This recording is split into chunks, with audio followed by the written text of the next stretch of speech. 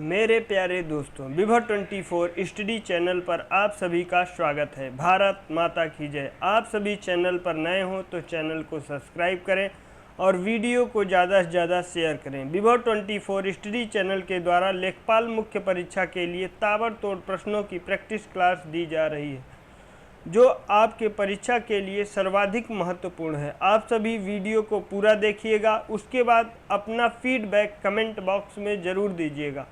प्रश्नों की व्याख्या सर्वाधिक महत्वपूर्ण है, जिससे आप सभी को याद करने में सरलता होगी।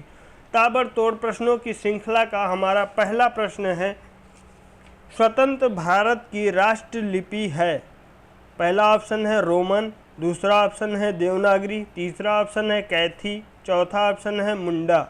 तो इसका सही जवाब है हमारा option number B, Devanagari. Devanagari यह बाएं से दाएं की ओर लिखी जाती है। इसका विकास ब्राह्मी लिपि से हुआ है। देवनागरी लिपि से संबंधित महत्वपूर्ण तथ्य: उच्चारित ध्वनि संकेतों की सहायता से भाव या विचार की अभिव्यक्ति भाषा कहलाती है, जबकि लिखित वर्ण संकेतों की सहायता से भाव का विचार की अभिव्यक्ति लिपि भाषा श्रव्य होती है, जबकि लिपि दृश्य होती है। भारत की सभी लिपियां ब्राह्मी लिपि से ही निकली हैं। ब्राह्मी लिपि का प्रयोग वैदिक कार्यों ने शुरू किया था।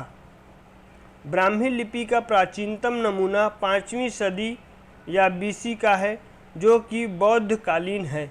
गुप्त काल के आरंभ में ब्राह्मी के दो भेद हो गए, उत्तरी ब्राह्मी तथा दक्षिणी ब्राह्मणी। दक्षिणी ब्राह्मणी में तमिल लिपि, कलिंग लिपि, तेलुगु कन्नड़ लिपि, ग्रंथ लिपि, तमिलनाडु मलयालम लिपि, ग्रंथ लिपि से विकसित मलयालम लिपि है का विकास हुआ। उत्तरी ब्राह्मी से नागरी लिपि का विकास। उत्तरी ब्राह्मी 350 ईस्वी तक, गुप्त लिपि 4वीं-5वीं सदी तक, उसके बाद सिद्ध मातृका लिपि, उसके बाद कुटिल लिपि। कुटिल लिपि दो भागों में बट गई, पहला नागरी, दूसरा शारदा। शारदा लिपि 4 भागों में बट गई, गुरमुखी, कश्मीरी, लहंदा, टाकरी। नागरी लिपि का प्रयोग काल 8वीं-9वीं सदी ईस्वी से आरंभ हुआ। 10वीं से 12वीं सदी के बीच इसी प्राचीन नगरी से उत्तरी भारत की अधिकांश आधुनिक लिपियों का विकास हुआ। इसकी 2 शाखाएं मिलती हैं, पश्चिमी व पूर्वी। पश्चिमी शाखा की सर्वप्रमुख प्रतिनिधि लिपि देवनागरी लिपि है। नागरी लिपि के 2 भाग हैं, पश्चिमी शाखा, पूर्वी शाखा। पश्चिमी शाखा में देवनागरी लिपि, राजस्थानी, गुजराती, महाजनी, कैथी आती है, और पूर्वी शाखा में बांग्ला लिपि, असमी, उड़िया आती है। हमारा अगला प्रश्न है, निम्न में से सौदामिनी का पर्यायवाची नहीं है। पहला ऑप्शन सिलीमुख, दूसरा ऑप्शन चंचला, तीसरा ऑप्शन क्षणप्रभा, चौथा ऑप्शन बिजली। तो इसका सही जवाब होगा हमारा सिलीमुख। ऑप्शन नंबर ए सही जवाब है। बिजली के अन्य पर्यायवाची हैं, जैसे बिजली, चपला, चंचला, सौदामिनी, दामिनी, तड़ित, विद्युत, बाजुरा, क्षणप्रभा, घनवल्ली। कुछ हम पर्यायवाची शब्द को देख लेते हैं, जो हमारे परीक्षा के लिए सर्वाधिक महत्वपूर्ण है। अंग का पर्यायवाची अंश, अवयव, हिस्सा, भाग है। अंधकार का पर्यायवाची तम, तमिश्रा, तिमिर, ध्वांत है।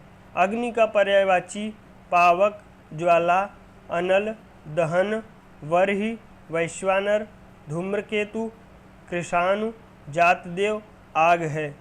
अनुपम का पर्यायवाची अनूढ़, अपूर्व, अद्वितीय, अद्भुत, अतुल, अनोखा है। अन्वेषण का पर्यायवाची अनुसंधान, खोज, गवेषण, जांच, छानबीन, पूछताछ, शोध है। अभिमान का पर्यायवाची अस्मिता, अहम, अहंकार, अहम भाव, अहम मान्यता, आत्मश्लाघा, गर्व, घमंड, दर्प, दंभ, मद, मान, मिथ्याभिमान है। अमृत का पर्यायवाची सोम, सुधा, शम्य, पीयूष, मधु, अमी, सुरभोग है। अरण्य का पर्यायवाची जंगल, वन, कानन, अटवी, कांतार, विपिन है।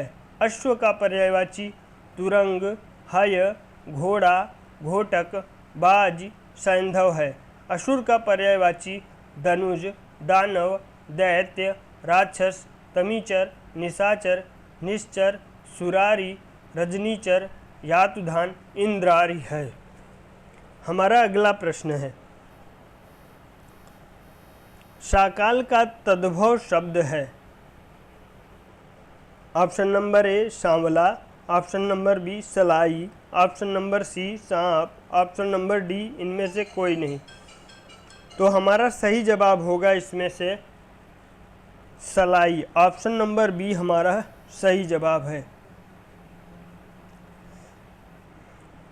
तद्भव शब्द किसे कहते हैं, इसे हम जान लेते हैं। तद्भव शब्द को हम किस प्रकार से जानते हैं। तद्भव, तत् धन भव दो शब्दों से मिलकर बना है। उससे होना अर्थात संस्कृत शब्दों में विकृत होकर परिवर्तित होकर बने शब्द को तद्भव शब्द कहते हैं। हिंदी में अनेक शब्द ऐसे हैं जो निकले तो संस्कृत से ही, पर प्राकृत, अपभ्रंश पुरानी हिंदी से गुजरने के कारण बहुत बदल गए हैं। अतः संस्कृत के जो शब्द प्राकृत, अपभ्रंश, पुरानी हिंदी आदि से गुजरने के कारण आज परिवर्तित रूप में मिलते हैं, तद्भव शब्द कहलाते हैं। जैसे उज्ज्वल संस्कृत का शब्द है और प्राकृत हो गया उज्जवल, हिंदी हो गया है उजला। कर्पूर संस्कृत का शब्द है, कपूर प्राकृत है, कपूर हिंदी है। हमारा अगला प्रश्न है, निष्काम का संधि विच्छेद है। पहला ऑप्शन निष्धन काम, दूसरा ऑप्शन नित धन काम, तीसरा ऑप्शन निष्धन काम, चौथा ऑप्शन निःधन काम। तो इसका सही जवाब होगा हम ऑप्शन नंबर डी, निःधन काम। विसर्ग संधि किसे कहते हैं, इसके बारे में हम थोड़ा जान लेते हैं। विसर्ग के बाद स्वर या व्यंजन आने पर विसर्ग में जो विकार होता है उसे विसर्ग संधि कहते हैं। निःधन आकार निराकार, दुःधन आशा दुराशा, तपः धन भूमि तपोभूमि। विसर्ग संधि के प्रमुख नियम है। पहला नियम है विसर्ग का ओ हो जाना। यदि विसर्ग के पहले अ और बाद में अ अथवा प्रत्येक वर्ग का तीसरा, चौथा, पांचवा वर्ण अथवा य, र, ल, व, ह हो तो विसर्ग का ओ हो जाता है। जैसे मनः धन अनुकूल मनोकूल, तपः धन बल तपोबल, वधः धन गति अधोगति, वयः धन वृद्ध वयोवृद्ध, पयः धन द पयोद। अपवाद में भी कुछ शब्द हैं, जैसे पुनः एवं अंतः में विसर्ग का र हो जाता है। जैसे पुनः धन मुद्रण पुनर्मुद्रण, पुनः धन जन्म पुनर्जन्म, अतः धन धान अंतर्धान। दूसरा नियम है विसर्ग का र हो जाता है। यदि विसर्ग के पहले आ हो यदि विसर्ग के पहले आ को छोड़कर कोई दूसरा स्वर हो और बाद में आ, उ, बड़ा ऊ या तीसरा, चौथा, पांचवा वर्ण या य, र, ल, व में से कोई हो तो विसर्ग का र हो जाता है। जैसे निह धन आशा निराशा, निह धन धन निर्धन, निह धन बल निर्बल। तीसरा नियम है विसर्ग का स हो जाना, सलजम वाला स हो जाना। यदि विसर्ग के पहले कोई स्वर हो और बाद में च, छ या सलजम वाला स हो तो विसर्ग का सलजम वाला स हो जाता है। जैसे निह धन चिंत निश्चिंत, निह धन छल निश्छल। विसर्ग का खटकोण स हो जाना। विसर्ग के पहले ई, उ और बाद में क, ख, ट, ठ, प, फ में से कोई वर्ण हो तो विसर्ग का मूर्धन्य स हो जाता है। जैसे निह धन कपट निष्कपट, निह धन कंटक निष्कंटक, अधु धन टंकार अधुष्टंकार, धनु धन टंकार धनुष्टंकार, निह धन ठुर निष्ठुर। अपवाद में है दुह धन ख दुख। पांचवा नियम है विसर्ग का सरौता वाला स हो जाना, दंती स हो जाना। जैसे विसर्ग के बाद यदि त या थ हो तो विसर्ग का श हो जाता है। जैसे तमह धन ते, जैसे नमः धन ते नमस्ते, मनः धन ताप मनस्ताप, निह धन तेज निस्तेज। विसर्ग का लोप हो जाना, यह हमारा छठा नियम है। इसमें 3 नियम आते हैं। पहला नियम है यदि विसर्ग के बाद छ हो, छ छाता हो तो विसर्ग लुप्त हो जाता है और च का आगम हो जाता है। जैसे अनुधन छेद अनुच्छेद, छत्र धन छाया छत्र छाया। दूसरा नियम है यदि विसर्ग के बाद र हो तो विसर्ग लुप्त हो जाता है और उसके पहले का स्वर दीर्घ हो जाता है। जैसे निह धन रोग निरोग, निह धन रस नीरस। तीसरा नियम है यदि विसर्ग के पहले अ या आ हो और विसर्ग के बाद कोई भिन्न स्वर हो तो विसर्ग का लोप हो जाता है। जैसे अतः धन एव अतएव। सातवां नियम है हमारा विसर्ग में परिवर्तन न होना, विसर्ग में परिवर्तन न होना। तो इसका नियम है यदि विसर्ग के पूर्व अ हो तथा बाद में क या प हो तो विसर्ग में परिवर्तन नहीं होता है। जैसे प्रातः धन काल प्रातः काल, अंतः धन करण अंतःकरण। कुछ अपवाद हैं जैसे नमः एवं पुरः में विसर्ग का दंती स हो जाता है। जैसे नमः धनकार बराबर नमस्कार, पुरः धनकार बराबर पुरस्कार। हमारा अगला प्रश्न है निम्न में से अशुद्ध वाक्य छाटिए। पहला ऑप्शन है शरीर के कई अंग होते हैं। दूसरा ऑप्शन है मुझे पुस्तक दो। तीसरा ऑप्शन है हमारे से कोई काम नहीं होता। चौथा ऑप्शन है प्रायः ऐसा होता है। तो इसका सही जवाब होगा हमारा हमारे से कोई काम नहीं होता है। ऑप्शन नंबर सी सही जवाब होगा। हमारे के स्थान पर हम होना चाहिए। अगला प्रश्न है हमारा निम्न में से लक्ष्य शब्द का अनेकार्थी शब्द नहीं है।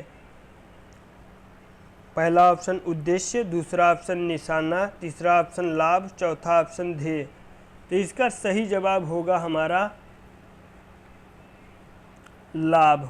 ऑप्शन नंबर सी सही जवाब है। जबकि निराशा, उद्देश्य, ध्येय ये सभी शब्द लक्ष्य के अनेकार्थी शब्द हैं। हमारा अगला प्रश्न है निम्नलिखित में से कौन सत्यमेव जयते का स्रोत है। मुंडकोपनिषद, यजुर्वेद, ऋग्वेद, इनमें से कोई नहीं। तो इसका सही जवाब होगा हमारा ऑप्शन नंबर ए, मुंडकोपनिषद। सत्यमेव जयते का अर्थ होता है सदा सत्य की विजय हो। प्राचीन वैदिक ग्रंथ मुंडकोपनिषद से लिया गया है।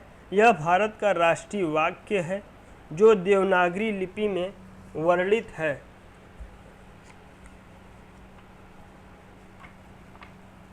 महत्वपूर्ण कथन को हम देख लेते हैं। जैसे गायत्री मंत्र ऋग्वेद से लिया गया है। यह सूर्य पुत्री सविता को समर्पित है। इसकी रचना विश्वामित्र ऋषि ने किया था। गायत्री मंत्र का उल्लेख ऋग्वेद के 3 मंडल में है। अहिंसा परमो धर्म महाभारत से लिया गया है। अस्तोमा सद्गमय ऋग्वेद से लिया गया है। यम नचिकेता संवाद कठोपनिषद से लिया गया है। सर्वे भवन्तु सुखिनः सर्वे सन्तु निरामया बृहदारण्यक से लिया गया है। वसुधैव कुटुम्बकम महाउपनिषद से लिया गया है। यत्र नार्यस्तु पूज्यन्ते रमन्ते तत्र देवता मनुस्मृति से लिया गया है। न स्त्री स्वान्त्रतमहर्त्य मनुस्मृति से लिया गया है। यतो धर्मः ततो जयः महाभारत से लिया गया है। जन्नी जन्मभूमिश्च स्वर्गादपि गरीयसी रामायण से लिया गया है। विद्या ददाति विनयम गीता से लिया गया है। कर्मण्येवाधिकारस्ते मा फलेषु कदाचन गीता से लिया गया है। सर्वधर्म संभाव वेदों में है। धर्मो रक्षति रक्षित महाभारत से लिया गया है। तमसो माँ ज्योतिर्गमय ऋग्वेद से लिया गया है। वीर भोग्या वसुंधरा शिव पुराण से लिया गया है। सर्वजय हिताय ऋग्वेद से लिया गया है। सत्यम शिवम सुंदरम शिवनंदन नौटियाल से लिया गया है। हमारा अगला प्रश्न है, विश्व का सबसे बड़ा मरुस्थल कौन सा है?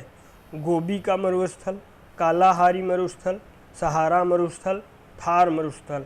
तो इसका सही जवाब होगा हमारा ऑप्शन नंबर सी, सहारा मरुस्थल।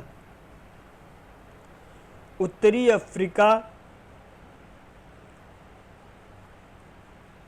अफ्रीका में है। यह 11 अफ्रीका देशों से घिरा हुआ है। यह विश्व का सबसे गर्म मरुस्थल है। गोबी मरुस्थल मंगोलिया का है। कालाहारी बोत्सवाना दक्षिण पश्चिम अफ्रीका का है। थार का मरुस्थल उत्तरी पश्चिमी भारत एवं पाकिस्तान में है। आटाकामा मरुस्थल उत्तरी चिली दक्षिणी अमेरिका में है। अरब प्रायद्वीप में है। कुछ प्रमुख तथ्य हम इससे संबंधित जान लेते हैं। जैसे विश्व में सबसे बड़ा, छोटा, लंबा एवं ऊंचा। सबसे बड़ा महाद्वीप एशिया है। सबसे छोटा महाद्वीप ऑस्ट्रेलिया है। सबसे बड़ा महासागर प्रशांत महासागर है। सबसे छोटा महासागर आर्कटिक महासागर है। सबसे बड़ा नगर क्षेत्रफल में लंदन ग्रेट ब्रिटेन में है। सबसे बड़ा देश क्षेत्रफल की दृष्टि से रूस है। सबसे छोटा देश क्षेत्रफल की दृष्टि से वेटिकन सिटी है। सर्वाधिक जनसंख्या का देश चीन है। सर्वाधिक जनसंख्या का देश। सर्वाधिक निर्वाचन संख्या का देश भारत है।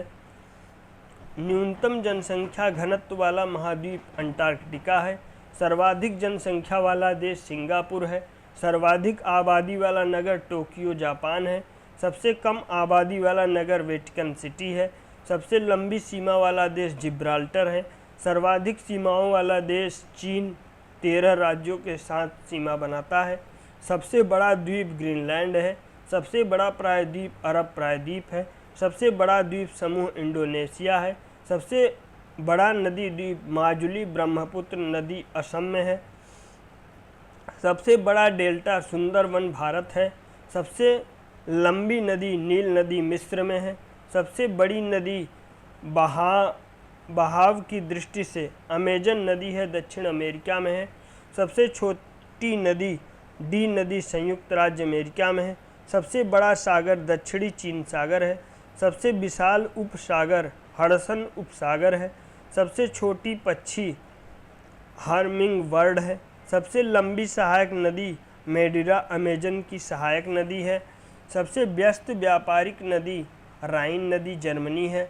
सबसे लंबा मुहाना ओम नदी का मुहाना है। सबसे व्यस्त नहर कील नहर है। सबसे लंबी नहर स्वेज नहर है। सबसे बड़ी झील कैस्पियन सागर झील है। सबसे बड़ा ताजे पानी की झील सुपीरियर झील अमेरिका है। सबसे गहरी झील बैकाल झील रूस में है। झील के अंदर झील मैनीटू कनाडा में है। सर्वाधिक ऊंचाई पर स्थित झील नौकायन टीटीकाका दक्षिण अमेरिका में है। सबसे बड़ा लैगून लैंगोआ डाट पैटोस ब्राज़ील में है। सबसे चौड़ा जलप्रपात खान जलप्रपात लाओस में है। सबसे बड़ा जलडमरू मध्य डेविस जलडमरू मध्य ग्रीनलैंड एवं बैफिन द्वीप में है। सबसे सकरा जल मरुमध्य यूनान एवं योबिया द्वीप के मध्य एंजिल सागर में है। सबसे बड़ा गल्फ मैक्सिको का गल्फ है। सबसे विशाल जलसंधि टार्टाल जलसंधि रूस एवं सखालिन द्वीप के मध्य है। सबसे चौड़ी जलसंधि डेविस जलसंधि ग्रीनलैंड व बैफिन द्वीप के मध्य है। सबसे ऊंचा पर्वत शिखर माउंट एवरेस्ट हिमाचल नेपाल में है। सबसे ऊंची पर्वतमाला हिमालय एशिया में है। सबसे लंबी पर्वतमाला एंडीज दक्षिण अमेरिका में है। सबसे ऊंचा पठार तिब्बत का पठार है। सबसे बड़ा पठार पामीर का पठार है। सबसे नीची पहाड़ी बुकिट टामसन ब्रुनेई में है। सबसे ऊंचा ज्वालामुखी माउंट कोटोपैक्सी इक्वाडोर दक्षिणी अमेरिका में है। सबसे विशाल ज्वालामुखी मौना लोआ हवाई द्वीप में है। सबसे सक्रिय ज्वालामुखी किलायू है। सबसे ऊंचा बांध रोंगुस्की उज्बेकिस्तान में है। सबसे बड़ा बांध कंक्रीट ग्रांड कुली बांध कोलंबिया नदी अमेरिका में है। सबसे लंबा रेलवे प्लेटफार्म गोरखपुर उत्तर प्रदेश भारत में है। सबसे बड़ा railway station grand central terminal New York में है। सबसे लंबा रेल मार्ग ट्रांस साइबेरियन रेल मार्ग है। सर्वाधिक ऊंचाई पर स्थित रेलवे स्टेशन सौंदोर बोल्विया में है। सबसे लंबी रेल सुरंग गोहार्ड 5709 किलोमीटर स्विट्जरलैंड में है। सबसे बड़ी सुरंग लेरडल नॉर्वे में है। सबसे ऊंची सड़क लेह मनाली मार्ग भारत में है। सबसे बड़ा राजमार्ग ट्रांस कैनेडियन राजमार्ग है। सबसे ऊंचा नगर वेनेजुएला तिब्बत में है। सबसे ऊंची राजधानी लापाज बोलिविया में है। सबसे विशाल दलदल प्रीपेड साइबेरिया में है। सबसे बड़ी रेगिस्तान सहारा अफ्रीका में है। एशिया का सबसे बड़ा रेगिस्तान गोबी मंगोलिया में है। सबसे ठंडा प्रदेश बोस्टाज अंटार्कटिका में है। सबसे बड़ी मस्जिद अल हराम मक्का सऊदी अरब में है। सबसे ऊंची मस्जिद सुल्तान हसन मस्जिद काहिरा मिस्र में है। सबसे ऊंची मीनार कुतुब मीनार भारत में है। सबसे बड़ा गिरजाघर basilica of Saint Peter Vatican में है। सबसे बड़ा महल वेटिकन सिटी पैलेस इटली में है। सबसे ऊंची बिल्डिंग बुर्ज खलीफा है। सबसे लंबी दीवार चीन की दीवार है। सबसे बड़ा स्टेडियम स्टार होम स्टेडियम प्राग चेक में है। सबसे बड़ा डनहोड स्टेडियम सुपरडोम ल्यूसियाना में है यूएसए में है। सर्वाधिक वर्षा का स्थान मार्शिनराम मेघालय भारत में है। सबसे बड़ा घंटाघर the great bell of Moscow रूस में है। सबसे बड़ा बंदरगाह न्यूयॉर्क संयुक्त राज्य अमेरिका में है। सबसे बड़ा हवाई अड्डा खादिल हवाई अड्डा रियाद है। सर्वाधिक अधिक बुद्धिमान पशु चिंपांजी है। सबसे विशाल मंदिर अंकोर वाट का मंदिर कंबोडिया है। सबसे बड़ी मूर्ति स्टैचू ऑफ यूनिटी भारत है। सबसे बड़ा संग्रहालय ब्रिटिश संग्रहालय लंदन में है।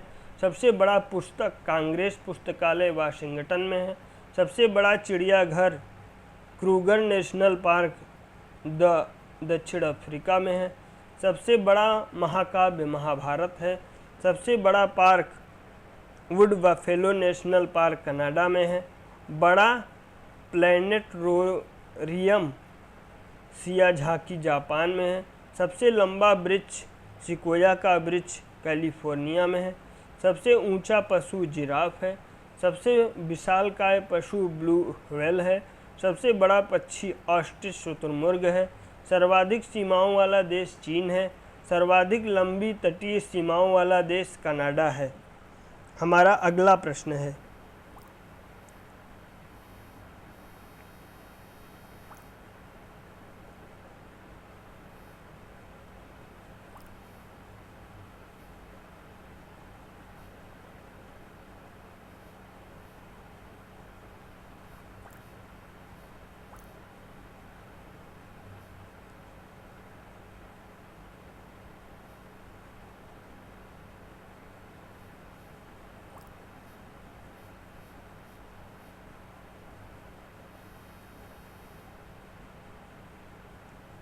निम्न में से कौन इतिहास के जनक के तौर पर जाने जाते हैं?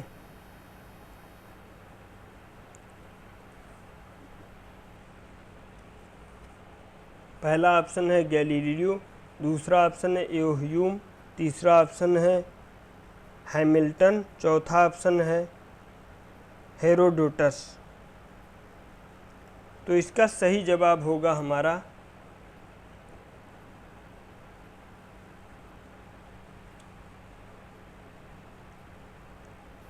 ह्यूम। ऑप्शन नंबर बी हमारा सही जवाब होगा। सॉरी, इतिहास के जनक पूछा जा रहा है। इतिहास के जनक हमारे होंगे ऑप्शन नंबर डी हेरोडोटस।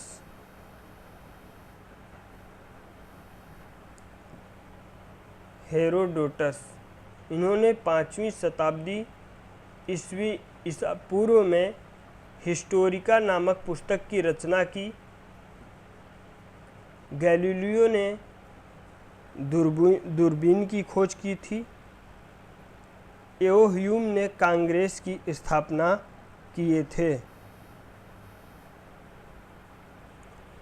इससे संबंधित कुछ महत्वपूर्ण तथ्य हैं, जैसे कि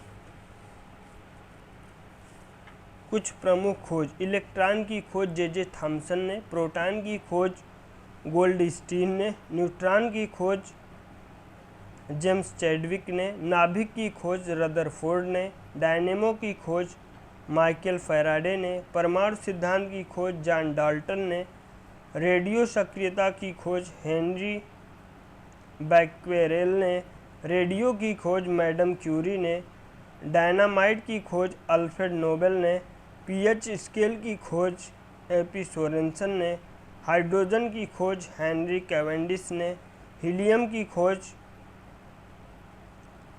लोकियर ने, नाइट्रोजन की खोज रदरफोर्ड ने, ऑक्सीजन की खोज सिले और प्रिस्टले ने, सक्रिय गैस आर्गन की खोज रैमजे और रैले ने, थोरियम की खोज वर्जिलियस ने, टेलीविज़न की खोज जे.एल. बेयर्ड ने, बैरोमीटर की खोज टोरिसेली ने, रेल इंजन की खोज जॉर्ज स्टीफेंसन ने, ग्रामोफोन की खोज एडिसन ने, दूरबीन की खोज गैलीलियो ने, भाप इंजन की खोज जेम्स वाट ने, विद्युत चुंबकीय प्रेरण की खोज फैराडे ने, एक्स किरण की खोज रोंटेजन ने, लघुगणक की खोज जॉन नेपियर ने। हमारा अगला प्रश्न है,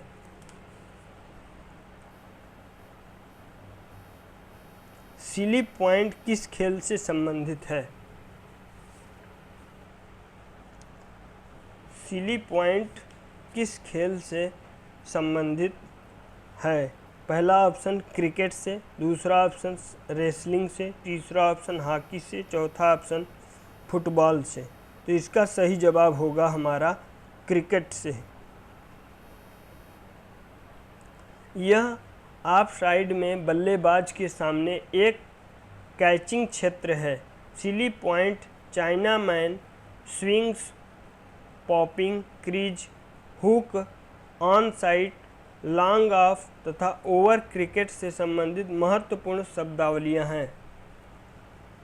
और कुछ विभिन्न खेलों में खिलाड़ियों की संख्या के विषय में हम जान लेते हैं। जैसे क्रिकेट में 11 खिलाड़ी होते हैं, हॉकी में 11 खिलाड़ी होते हैं, खो खो में 9 खिलाड़ी होते हैं, कबड्डी में 7 खिलाड़ी होते हैं, पोलो में 4 खिलाड़ी होते हैं, लॉन टेनिस में 1 या 2 खिलाड़ी होते हैं, बैडमिंटन में 1 या 2 खिलाड़ी होते हैं, फुटबॉल में 11 खिलाड़ी होते हैं, बेसबॉल में 9 खिलाड़ी होते हैं, वाटर पोलो में 7 खिलाड़ी होते हैं, वॉलीबॉल में 6 खिलाड़ी होते हैं, बास्केटबॉल में 5 खिलाड़ी होते हैं, टेबल टेनिस में 1 या 2 खिलाड़ी होते हैं, रग्बी फुटबॉल में 15 खिलाड़ी होते हैं।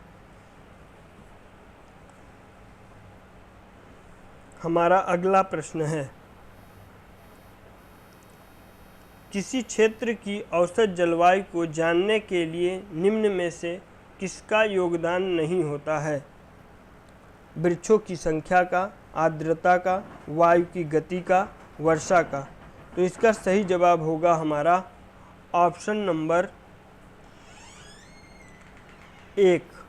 ऑप्शन नंबर ए सही जवाब होगा, वृक्षों की संख्या का। लंबे समय तक एक औसत मौसम की दशाओं को जलवायु कहा जाता है। इसके अंतर्गत तापमान, आर्द्रता, वायुमंडलीय दाब, हवा तथा वर्षा को रखा जाता है। जलवायु की प्रकृति स्थायी होती है, जिसमें परिवर्तन क्षणिक नहीं होता है। अगला प्रश्न है हमारा, अपर्णा किस फसल की प्रकार है? गेहूं की है, अरहर की है, मटर की है, धान की है। तो इसका सही जवाब होगा हमारा ऑप्शन नंबर सी, मटर की नवीन प्रजाति है। मटर एक द्विबीजपत्री पौधा है। इसे शाकीय पौधे के अंतर्गत रखा जाता है। यह लेग्यूमिनेसी कुल का पौधा है। इसका वैज्ञानिक नाम फाइसस सैटिवम है। अपर्णा, सपना, प्रगति एवं पूषा मटर की महत्वपूर्ण किस्में हैं। कुछ महत्वपूर्ण किस्में